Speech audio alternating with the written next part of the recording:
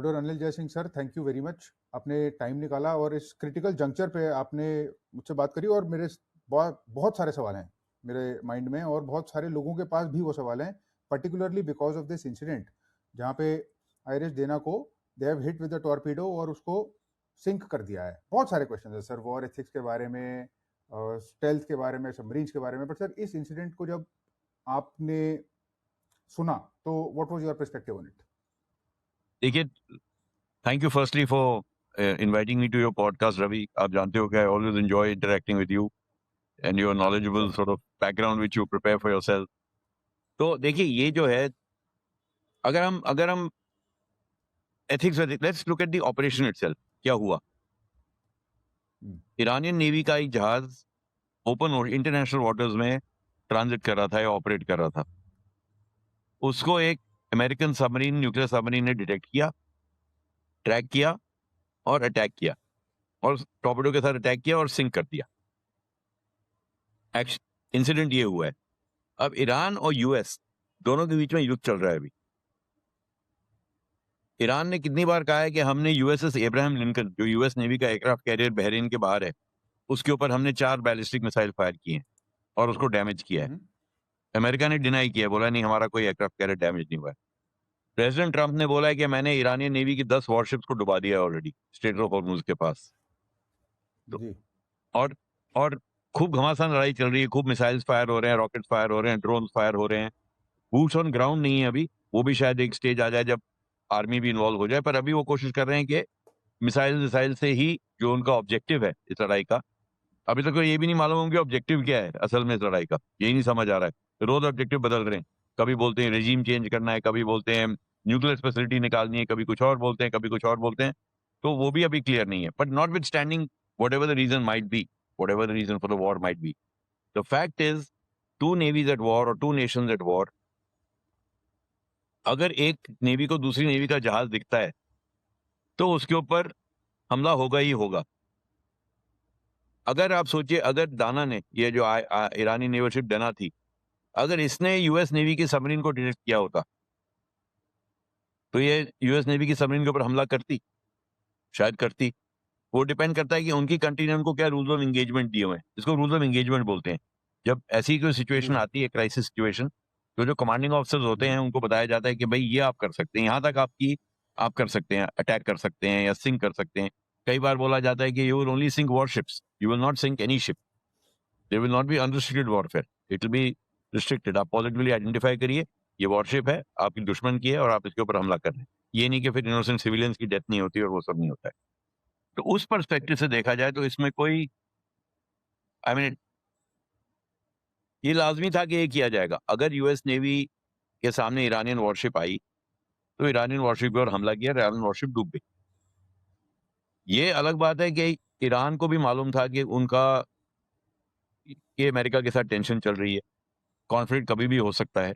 तो अगर उन्होंने एक जहाज को इतनी दूर भेजा बे ऑफ बंगाल में, तो या तो उसको भेजना नहीं चाहिए था और अपनी तैयारी रखनी थी वहीं पे ईरान के वाटर्स के आसपास, जो भी इसका इंटेंशन था, इसको कहाँ डिप्लॉय करेंगे। ये उनकी बड़ी मॉडर्न फ्रिगेट है, बहुत बड़ी फ्रिगेट नहीं है पर मॉडर्न फ्रिगेट थी जो सिंक हुई है। इसमें सब कैपेबिलिटी थी, एंटी सबमरीन कैपेबिलिटी है, एंटी सरफेस कैपेबिलिटी है, टॉर्पेडोज भी हैं, सोनार भी है, सब कुछ है। तो ये नहीं है कि ये एक ऐसी जहाज था जिसमें कोई वेपनरी नहीं थी या सेल्फ डिफेंस के लिए कुछ नहीं था, सब कुछ था। और इतनी दूर भेजा आपने, जब आपकी वैसे ही आप इतने टेंशन चल रही है इस एरिया में, आपको इतनी तैयारी के साथ वो जहाज भेजना चाहिए था कि कुछ भी हो, ये जहाज की कैपेबिलिटी होनी चाहिए कि it can wage a war, it can fight. It is a warship, warships are meant to fight wars, simple as that. Now वो अलग बात है कि अमेरिकन सबमरीन ने इसको डिटेक्ट करके पहले सिंक कर दिया तो सिंक हो गई। हाँ, ये बहुत दुर्घटना वाली बात है कि भाई 80 क्रू मर गया है, जितने भी डेथ्स हुई हैं, या खाली 32 लोग अभी तक सर्वाइवर्स मिले हैं। वो तो होता ही है, लड़ाई है, युद्ध है, जहाज में हमला होगा। हमारी खुखरी में जब सिंक हुई थी तो 173 people went down, so that is bound to happen. So I think from that war principle of war concept कि भाई ये सही हुआ कि नहीं हुआ, इसमें I find nothing wrong. They did what they had, both navies did what they had to do. Do you want to know who you really are? आप कुछ चीजों में एक्सेल क्यों करते हो, आप कुछ चीजों में एक्सेल क्यों नहीं कर पाते? These things are unlocked when you understand personality. Psychometric psychology बहुत एडवांस हो चुकी है। दुनिया का सबसे एडवांस, सबसे वेल रिसर्च पर्सनालिटी टेस्ट है बिग 5। ये कैसे अफेक्ट करते हैं आपके करियर चॉइसेस को, आपके रिलेशनशिप्स को, आपके वेल्थ ओरिएंटेड डिसीजंस को, and everything for free. We have decided to distribute this. We have created the test. The tool is there. The link is in the description. Please go ahead, use it, spread the awareness, become more self-aware. Thank you and all the best. ठीक है sir, all is fair in war, and आप कह रहे हैं कि rules of engagement के अंदर है, but sir I want to take the perspective of a submariner. You have been a submariner all your life, and sir जो final moments होते हैं उन पे मैं थोड़ा सा आना चाहता हूँ। जिस सबमरीन ने टॉर्पीडो फायर करी उसका तो एक वीडियो है, मैं सर वीडियो अभी प्ले भी कर दूंगा, और जो फ्रिगेट है जो डाउन हुई है उसको भी कुछ अर्ली डिटेक्शन। तो सर आखिरी के मोमेंट्स में क्या हो रहा होता है? What would have happened in the submarine that fired the torpedo, and what would have happened in the frigate that was hit? See, one of two things can happen. Either a submarine is already tracking the ship. मतलब जब से जहाज जहां से भी चला, मिलन exercise के बाद जहां से भी चला, ये सबमरीन को मालूम था कि ऐसे ऐसे जहाज आ रहा है, या इनको इन्फॉर्मेशन दी होगी। आजकल आजकल it is not about only submarine detecting a ship, ये सबमरीन ने एक सबमरीन शिप को पकड़ा सोनार पे। सबमरीन की आजकल बैटलफील्ड इतनी कॉम्प्लेक्स हो गई है, इतनी टेक्नोलॉजिकली हो गई है बैटल स्पेस जो हमारे टाइम, कि सबमरीन को सैटेलाइट से इन्फॉर्मेशन मिल सकती है कि भाई आपसे 200 मील दूर एक ईरानियन नेवल वॉरशिप जा रहा है, आप उसके ऊपर अगर आप उसको इंटरसेप्ट कर सकते हैं तो आप कीजिए। न्यूक्लियर अटैक सबमरीन जो होती हैं, जो यूएस नेवी के पास हैं, एसएसएन जिसको बोलते हैं, वो मेरे ख्याल से सबसे पावरफुल नेवल प्लेटफॉर्म है आज समुद्र में। उससे पावरफुल कोई नेवल प्लेटफॉर्म नहीं है समुद्र। और अमेरिका के पास खूब है। मतलब ये तो हम सबको मालूम है कि अमेरिका की सबमरीन सारी दुनिया में ऑपरेट करती है। तो ऑब्वियसली अगर अगर इंडियन ओशन में टेंशन है तो इंडियन ओशन में एसएसएन्स होंगी। अगर कैरियर बैटल ग्रुप अमेरिका का आ रहा है उसके साथ एसएसएन्स होंगी। तो एसएसएन का होना इंडियन ओशन में कोई ताज्जुब की बात नहीं है। सबमरीन की मेन चीज क्या होती है? स्टेल्थ। किसी को पता नहीं होना चाहिए कि सबमरीन है कहाँ, क्योंकि अगर स्टेल्थ चली गई तो फिर तो आपको आपके ऊपर हमला हो सकता है, कितना कुछ हो सकता है। तो ये सबमरीन किस पॉइंट से इस शिप को ट्रैक कर रही थी, ये तो खैर अभी हमें मालूम नहीं, शायद पता भी नहीं लगेगा। या कहीं और से इसको रीडिप्लॉय किया कि भाई ऐसे-ऐसे ईरानियन जहाज जा रहा है, आप जाके इसको इंटरसेप्ट कीजिए। न्यूक्लियर सबमरीन जो है 25-26 नॉट की स्पीड कर सकती है, मतलब 40-45 kilometre per hour. They can move very rapidly at sea. So we don't know कि ये किस पॉइंट से ट्रैक हो रही थी। पर सरफेस शिप जो एक एक्सरसाइज के बाद जा रही है अपने हार्बर वापस, उसको ट्रैक करना कोई मुश्किल काम नहीं है। या तो ये कोई इवेसिव स्टीयरिंग कर रही होती या कुछ और कर रही होती, कुछ नहीं कर रही थी। इंटरनेशनल वाटर्स में 40 माइल श्रीलंका से कोस्ट से टर्न करके अपने प्रोबेबली ईरान वापस जा रही थी। तो it was quite a easy target for a submarine to hit. तो submarine is just nothing, it is submarine detected the ship, detect किया है, कंफर्म किया है कि ये वही जहाज है, ये वॉरशिप है, ईरानियन वॉरशिप है, और उसके ऊपर टॉर्पेडो अटैक किया है। हेवीवेट टॉर्पेडो जो होते हैं, जिस किस्म का इन्होंने फायर किया है, जो अमेरिकन के पास है, उसको मार्क 48 एड कैप कहते हैं। Mark 48 advance capability torpedo. जो हेवीवेट टॉर्पेडोज होते हैं, और हर एक नेवी में होते हैं, जिस भी नेवी के पास सबमरीन है उनके पास हेवीवेट टॉर्पेडोज होंगे। एक टॉर्पेडो एक जहाज को सिंक कर सकता है आराम से, अगर ठीक जगह पे लगे तो। इतना पावरफुल वेपन होता है। तो उन्होंने टॉर्पेडो फायर किया। अब एक किया है कि दो किया है ये भी नहीं मालूम हमको, क्योंकि दो भी कर सकते हैं आप, सैल्वो फायर कर सकते हैं दो का एक। और आजकल टॉर्पेडोज बहुत स्मार्ट हो गए हैं, बहुत सोफिस्टिकेटेड हो गए हैं। ये नहीं कि वो सीधा जहाज को मारते हैं। अगर जहाज इवेसिव स्टीयरिंग भी करना कोशिश करेगा, टॉर्पेडो से भागना चाहे, तो उसमें होमिंग होती है टॉर्पेडो में। एक बार वो आपके जहाज की आवाज को पकड़ लेता है, प्रोपेलर की, फिर उसमें होम ऑन कर देता है। फिर आप कुछ भी कीजिए, वो आपके पीछे लगा रहेगा जब तक वो आपको जाके हिट नहीं करेगा। या उसकी या वो अपनी रेंज खत्म हो जाए उसकी, वो अलग बात है। तो अटैक ऐसे हुआ है दाना के ऊपर। अब दाना ने क्या एंटी सबमरीन मेजर लिए थे, या वो एंटी टॉर्पेडो मैनूवर्स कर रहे थे कि नहीं, वो सब तो बाद में पता लगेगा, अगर कभी पता लगेगा तो। पर ये ज़रूर है कि और जैसे मैंने कहा, ये बड़ा आधुनिक जहाज़ है ईरानियन नेवी का, तो इसमें एएसडब्ल्यू एंटी सबमरीन कैपेबिलिटी भी है। अब वो उसको एम्प्लॉय कर पाए कि नहीं कर पाए, उन्होंने कुछ रिटेलिएटरी एक्शन लिया कि नहीं लिया। पर इस किस्म का जब कॉन्फ्रंटेशन होता है, एक जहाज़ का और एक सबमरीन का, और उस जहाज़ के पास और कोई सपोर्ट नहीं होता आस-पास। ये नहीं कि एक पूरी फ्लीट थी, भई 5-6 जहाज़ों की फ्लीट है। एक सबमरीन के एक शिप को आप अटैक करेंगे तो बाकी 4 आपके ऊपर आके हमला करेंगे। तो ये तो सबमरीन के लिए बड़ा सिटिंग डक टारगेट था। एक जहाज है, इसको मेरे को मारना है, मेरे को कोई खतरा नहीं है आगे पीछे से। तो इसलिए उसने ना सिर्फ मारा है उसको, उसके बाद पेरिस्कोप डेप्थ पे ऊपर आया है, वीडियो से उस शिप को सिंक होते हुए खींचा है उसकी वीडियो, और वो भी ट्रांसमिट की है। इसका मतलब उसको कोई खतरा नहीं था, कि कोई डर नहीं था कि मेरे ऊपर कोई हमला हो सकता है। तो ये मेरे ख्याल से ईरानियन नेवी की वीकनेस है कि उनकी प्रिपेयर्डनेस इतनी वीक है, पुअर है, कि इतनी जब टेंशन हो रही है, जब इतने दिन हो गए हैं युद्ध के शुरू हुए, या तो इनको बोलना था कि भाई इस जहाज को किसी सेफ हेवन में भेज दो, डायना को वापस मत लाओ अभी, या बोलना था कि भाई बिल्कुल कोस्ट को हग करते हुए आओ, so that you don't have to you don't go into international waters where you are a sitting target, but that obviously was not done. तो उसकी वजह से इस जहाज के ऊपर जो हमला हुआ है वो, I mean, it was something that was waiting to happen, if you ask me very honestly.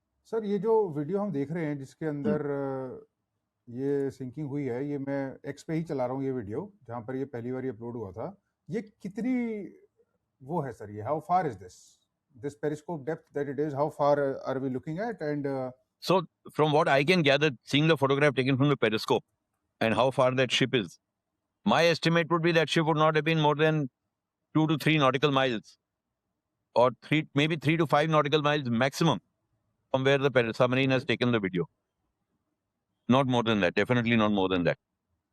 ठीक है, Sorry, what was the second thing you asked? How soon would it have happened?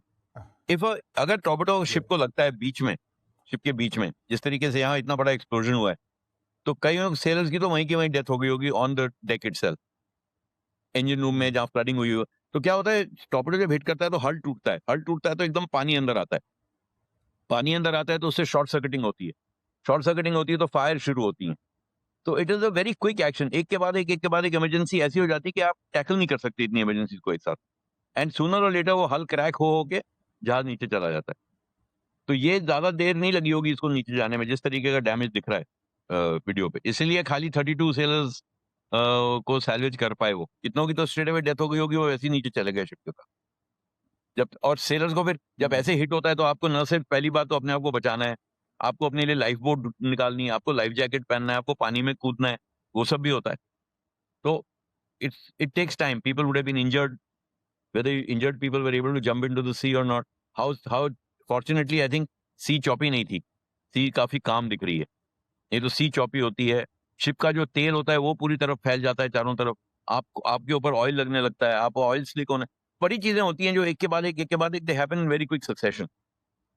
So your actions have to be more out of reflex than any sort of structured manner in which you're going about it. ठीक है sir, इस incident से अब थोड़ा सा zoom out करके इस broader conflict पे हम आते हैं, और ये कॉन्फ्लिक्ट बहुत हद तक नेवल है, एरियल तो है ही, but it could not have work like it is working had it not been for the might of the US Navy parked right there. Gerald Ford, USS Gerald Ford is there, USS Abraham Lincoln is there, and of course sir अब इसकी naval angle को हमको कैसे समझा सकते हैं, हमको क्या जानने की जरूरत है इसके बारे में? देखिए, ईरान अभी, पहली बात तो कोई भी युद्ध जब शुरू होता है, जो शुरू करता है युद्ध, उसका कोई डिजायर्ड एंड स्टेट होता है कि मैं क्यों युद्ध कर क्यों रहा हूं, मैं करना क्या चाहता हूं, मैं चाहता क्या हूं कि युद्ध के एंड में क्या सिचुएशन हो। अभी तो हमको ये क्लियर नहीं है, क्योंकि शुरू हुआ ये कि हम रेजिम चेंज करना चाहते हैं। ईरान में वो उन्होंने इनकरेज किया यंगस्टर्स को, आप प्रोटेस्ट कीजिए अंदर से और ये करिए, हम बाहर से आपकी मदद करेंगे। फिर हुआ कि हम ईरानियन नेवी को तहस नहस करना चाहते हैं। फिर हुआ कि हम ईरान की न्यूक्लियर फैसिलिटी निकालना चाहते हैं, जबकि ईरान बोलता रहा कि हमारे पास कोई न्यूक्लियर वेपन है ही नहीं। यही हुआ था इराक में, वेपन ऑफ मास डिस्ट्रक्शन जो था ही नहीं, पर वहां एम बड़ा क्लियर था, सद्दाम हुसैन को निकालना है। यहाँ भी एम तो ये था कि रेजिम चेंज होगा, आयतुल्लाह जाएंगे, बट यहाँ पे Iran is more organised, it is not a one man show. So there is a second rung of leadership, there is a third rung of leadership, however good or bad it might be. Fourth is maybe oil was a factor, कि Iran की अगर हम triple कर दें oil economy तो Iran के पास कुछ बचेगा नहीं। पांचवा मेरे ख्याल से एम है, Israel wants to become the undisputed leader of the Middle East. Iran is the only country which had, जिसके पास वो साइज है, उसके पास इकोनॉमिक हेफ्ट है, या उसके पास वेपनरी है जो इजराइल को थोड़ा बहुत जो भी चैलेंज कर सकती है। बाकी जो अरब स्टेट्स हैं वो कोई चैलेंज नहीं कर सकते इजराइल को। इजराइल का इंटरेस्ट ये है कि भी अगर ईरान खत्म हो जाए या ईरान इतना वीक हो जाए तो हम वेस्ट एशिया में we will be the big power. That may be Israel's aim in this. So what exactly was the end state is still not clear, but जहां तक युद्ध का अभी तक जो प्रोसिक्यूट हुआ है, most of the attacks have been from the sea. Tomahawk missiles have been fired by the nuclear submarines. Missiles have come from the sea. 2 aircraft carrier, जब अमेरिका जब बोलता है कि हमारे 2 एयरक्राफ्ट कैरियर बैटल ग्रुप एक जगह में है, that is bigger than 80% of the world's navies, that force, and the kind of Right. weaponry it packs. So missile attacks are coming from all over the place on Iran. सब तरफ से हो रहा है. The most important maritime dimension, इस युद्ध का जो maritime dimension का सबसे जो महत्वपूर्ण वो है स्ट्रेट्स ऑफ हॉर्मुज. ईरान ने हमेशा कहा है कि आप हमारे ऊपर ज्यादा हमको तंग करेंगे तो हम स्ट्रेट्स ऑफ हॉर्मुज को ब्लॉक कर देंगे. दुनिया का 20% तेल रोज स्ट्रेट्स ऑफ हॉर्मुज से जाता है, और इसमें मेजॉरिटी जाती है चाइना, जापान, साउथ कोरिया और India. January 2026, last month, 52% of crude oil which came to India came from the Gulf, between Saudi Arabia, Bahrain, Oman, UAE, Iran, all these. तो आप सोचिए कि कितना इसका अगर successfully Iran straits of Hormuz को बंद कर दे, 1-2 टैंकर्स को अटैक कर दे, 1-2 टैंकर को सिंक कर दे, तो उसका जो इम्पैक्ट होगा ग्लोबल इकोनॉमी पे, उसका हम अंदाजा भी नहीं लगा सकते. ऑलरेडी अभी स्ट्रेट्स ऑफ हॉर्मुज बंद नहीं हुए, अभी वहां कोई जहाज डूबा नहीं है, कोई अटैक नहीं हुआ है. इंश्योरेंस कंपनीज ने ऑलरेडी इंश्योरेंस इतना बढ़ा दिया, उसी से रेट तेल का बढ़ जाएगा, क्योंकि जो शिप्स ला रही हैं उनको इंश्योरेंस जाना देना पड़ेगा, वो गवर्नमेंट से ज्यादा चार्ज करेंगी पैसा, फ्रेट के चार्जेस बढ़ जाएंगे. अगर शिप्स को रीरूट करना पड़ा कहीं और से तो उससे खर्चा होगा. अगर स्ट्रेट्स ऑफ हॉर्मुज से, जैसे भारत का, इंडिया का सोचिए, अगर हमको कल तेल 50% की जगह खाली 20% आए वहां, क्योंकि थोड़ा बहुत ब्लॉकेट हो गया, तो जो शॉर्टफॉल है 30% की, हमको कहीं से तो लानी पड़ेगी. वेनेजुला से आए, चाहे रशिया से आए, चाहे कहीं से भी आए, तो डिस्टेंस बढ़ जाएगा. ये तो 5 घंटे में आप, 1 दिन में आपका जहाज आ जाता है, 4 दिन में जहाज आ जाते हैं स्ट्रेट्स ऑफ हॉर्मुज तक, बॉम्बे तक. अगर आपको वेनेजुला से लाना पड़ेगा, 15 दिन लगेंगे उस जहाज को आने में. मतलब cost of oil will go up, cost of freight will go up, cost of transiting will go up, cost of insurance will go up, everything will go up, even if the oil comes. This is assuming oil still comes. If there is an oil shortage, it will have an effect on food prices, it will have an effect on every possible commodity that we have to deal with on a day-to-day basis as Indians. And global south में तो इसका और भी फर्क पड़ेगा. जब last year जब वो हूती रेबल्स ने रेड सी में हमले किए थे मर्चेंट शिप्स के ऊपर, और मर्चेंट शिप्स ने अपने आप को रीरूट किया था केप ऑफ गुड होप से, अफ्रीका के नीचे से, उसका एकदम इफेक्ट पड़ा था ग्लोबल साउथ के ऊपर, फूड सिक्योरिटी के ऊपर. बहुत मेजर इफेक्ट हुआ था.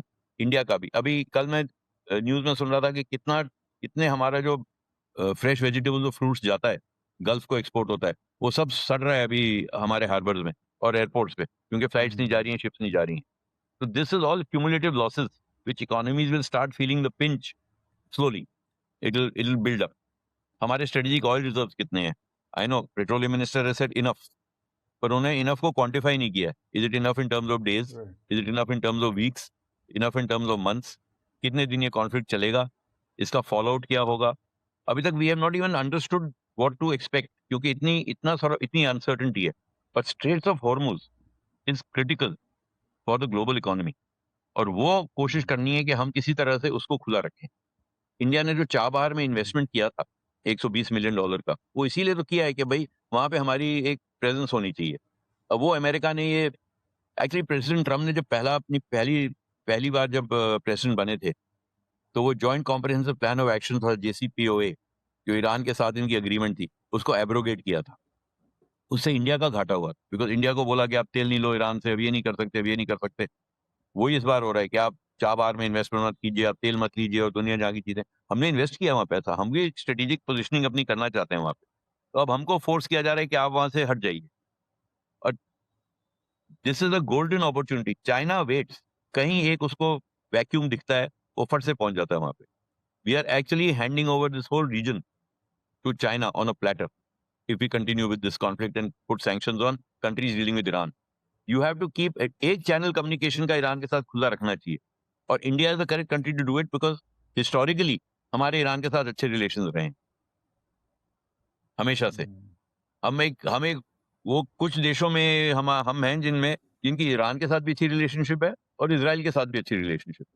तो हमको अगर फोर्स कर दिया कि हम या तो इस साइड रहें या उस साइड रहें, तो पहली बात हमारे हित में नहीं है वो, और दूसरी बात हम कम्युनिकेशन के चैनल क्लोज कर रहे हैं ईरान के साथ धीरे धीरे, और उसके बाद ईरान का क्या एक्शन होगा बड़ा अनप्रिडिक्टेबल। तो मेरे ख्याल से तो एक आध चैनल कम्युनिकेशन का दुनिया को ओपन रखना चाहिए ईरान के साथ, कि एक कोई बात कर सके उनसे, जिनसे वो बात करने के जिन पे वो भरोसा कर सके और बात कर सके। I think India is a perfectly position country for that. Sir एक मैं सवाल ये पूछना चाहूँगा कि ईरान ने क्लेम किया है कि उन्होंने यूएस एयरक्राफ्ट कैरियर पे 4 मिसाइल फेंके, जो कि डिनाई करे जाते हैं कि कोई डैमेज नहीं करा। बट क्या होगा अगर वो एक बहुत बड़ा ब्लो लैंड कर पाते हैं? If something gets through, what happens? It will make America come back with a very massive retaliation. क्योंकि अमेरिका की अभी ये पोजीशन है, वो अपने आप को हारते हुए नहीं देख सकता और दुनिया को नहीं देख सकता कि वो दब गया किसी से। तो अगर एक एब्राहम लिंकन या जेरल्ड फोर्ड जैसा टारगेट उन्होंने निकाल दिया, ये एक सबमरीन में निकाल दी, आप वो तो बहुत बड़ी चीज है एब्राहम लिंकन है। तो अमेरिका का जो रिटेलिएशन होगा वो बहुत पावरफुल होगा, बहुत तगड़ा होगा, क्योंकि वो Prestige is more about Prestige than anything.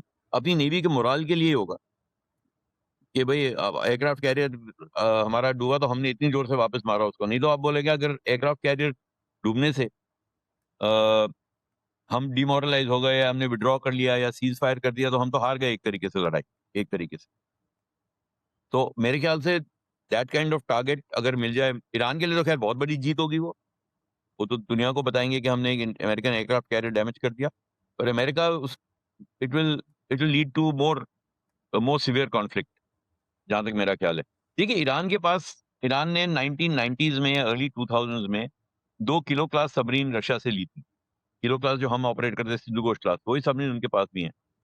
Plus हम हमेशा सुनते आ रहे हैं कि चाहे ईरान अपनी छोटी सबमरीन बना सकता है, गौरी क्लास या गबरी क्लास, कुछ ऐसे ही है उसका नाम, वो बना रहा है और स्ट्रेट्स ऑफ हॉर्मुज को चोक करने के लिए। कहाँ है वो? We have not seen them. Where are those kilo class submarine? क्यों ये एयरक्राफ्ट कैरियर इतनी इम्प्यूनिटी के साथ ऑपरेट कर रहे हैं अगर ईरानी नेवी के पास इतनी अच्छी सबमरीन हैं तो?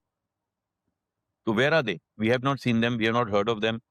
US Navy is operating at free will over there. By now, why has no submarine of the Iranian Navy carried to attack on anybody else? So, I'm not very sure कि Iran जो कहता है उसके पास उतनी military capability है कि नहीं। और वही मेरे को लग रहा है मिसाइल्स में भी जिस तरीके से ये फायर कर रहे हैं, जिस रफ्तार से, कितने दिन इनकी सस्टेनेंस कैपेबिलिटी है कि वो करते रहेंगे और इनके सिस्टम्स जैम कर देंगे या जो भी होगा। It's not easy to sustain a war for so long. तो शेयर स्टेमिना ही नहीं रहेगा ईरान के पास, या मीन्स नहीं रहेंगे या हथियार नहीं रहेंगे कि वो कुछ दिन के अ, कुछ दिन तक रहेंगे, उसके बाद उनके पास कैपेसिटी नहीं होगी और लड़ाई लड़ने के लिए। जी सर, इस कॉन्फ्लिक्ट को हम मॉनिटर करते रहेंगे और बट ये कॉन्फ्लिक्ट सर इंडिया को भी बहुत कुछ सिखाता है। और ये क्वेश्चन मैं पूछता हूँ, I ask this question from lieutenant general Raj Shukla, जो कि स्ट्रेटेजिक थिंकर हैं और ये इंस्ट्रूमेंट ऑफ फोर्स पे वो बहुत बुलिश रहते हैं। तो उन्होंने मुझे समझाया, और सवाल ये है सर कि जो स्ट्रेट ऑफ हॉर्मूज है ईरान के लिए, वही स्ट्रेट ऑफ मलक्का है हमारे लिए एक देखिए, तरीके से। स्ट्रेट्स ऑफ मलक्का भी एक बहुत स्ट्रेटेजिक चोक पॉइंट है। 70,000 मोर देन 70,000 शिप्स, 70,000 जहाज वहां से साल में आगे पीछे जाते हैं, 70,000। और जी नैरोएस्ट पॉइंट पे वो खाली 3 मील वाइड है। Straight of Hormuz 2.5 miles wide है, वो 3 माइल्स वाइड है, और उसमें इतनी शिपिंग जाती है। तो आप 2-3 चीजें कर सकते हैं स्ट्रेट ऑफ हॉर्मुज में। या तो वहां आप ऐसा कुछ कीजिए कि स्ट्रेट ऑफ हॉर्मुज चोक हो जाए, जहाज ही ना जा पाए। आप एक शिप डुबा दीजिए वहां पे, या जीपीएस स्पूफिंग कर दीजिए, या कुछ भी कर दीजिए। तो ये क्रिटिकल चोक पॉइंट है। तो पूरा जो आपका जितना ट्रेड साउथ ईस्ट एशिया जा रहा है, उसको आप इफेक्ट कर सकते हैं। पर हमारी दुश्मनी इंडिया की दुश्मनी जापान के साथ नहीं है, कोरिया के साथ नहीं है, सिंगापुर के साथ नहीं, किसी के साथ नहीं। ठीक है, हमारा कॉन्फ्लिक्ट होगा तो चाइना के साथ होगा। तो हम कहते हैं कि भाई हम चाइना का सारा ट्रेड चोक कर देंगे जो मलाक्का स्ट्रेट से जाता है। जहां 70,000 जहाज जा रहे हैं, वहां आपको चुन के नहीं कर सकते, इस जहाज को मैं रोक दूंगा, उस जहाज को मैं रोक दूंगा, इस जहाज को मैं रोक दूंगा। आप नहीं कर सकते ऐसे। तो मेरे को नहीं लगता कि ये जो चोक करते हैं कि हम सारा चाइनीज ट्रेड रोक देंगे, ये हम कर पाएंगे, पहली बात। या इंटरनेशनल कम्युनिटी हमको करने देगी। और चाइना ने उसको काउंटर करने के लिए ऑलरेडी 2 लैंड रूट्स बना लिए हैं। एक ग्वादार के through, China Pakistan economic corridor, जो सीधा चाइनीज मेनलैंड को जाता है, इंडियन ओशन से, और दूसरा बर्मा में ककफू पोर्ट है, वहां से एक डायरेक्ट जाता है चाइनीज मेनलैंड को। तो ऑल्टरनेट इमरजेंसी, वो चाइना भी इसको मलक्का डिलेमा कहता है, आपने सुना होगा ये टर्म मलक्का डिलेमा, कि भाई what if Malacca strait gets choke, but it is not easy to choke Malacca state.